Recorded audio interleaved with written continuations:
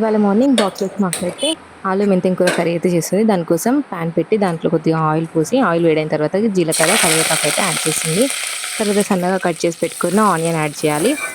ఒక్కొక్కసారి కలిపిన తర్వాతకి దాంట్లో ఒక 1 టేబుల్ స్పూన్ సాల్ట్, కొద్దిగా అల్లం వెల్లిగడ్డ పేస్ట్, కొద్దిగా పసుపు యాడ్ చేసి ఒకసారి అయితే కలుపుకోవాలి. తర్వాత మనం సన్నగా కట్ చేసి పెట్టుకున్న టమాటో యాడ్ చేయాలి. ఒకసారి అయితే కలిపి 1 టేబుల్ స్పూన్ కారం పొడి యాడ్ చేయాలి. ఒకసారి అయితే కలపాలి. నెక్స్ట్ మనం దీంట్లో కట్ చేసి కడిగి పెట్టుకున్న మెంతెం కూర యాడ్ చేయాలి. ఒకసారి మొత్తం కలిపి మనమైతే మూత పెట్టేసుకోవాలి. నెక్స్ట్ మనం మూత తీసి చూస్తే ఇలా ఆయిల్ అయితే రిలీజ్ అవుతుందండి కర్రీ నుంచి. అప్పుడు మనం కట్ చేసి పెట్టుకున్న పొటాటో పీసెస్ అయితే కర్రీలో యాడ్ చేయాలి. ఒకసారి మనం అంతా కలిసేలాగా కలుపుకోవాలి. తర్వాత ఒక 5 మినిట్స్ మళ్ళీ మూత పెట్టేసుకోవాలి. తర్వాత మనం ఇది కర్రీ అడగంటకుండా కొన్ని వాటర్ అయితే యాడ్ చేసుకోవాలి.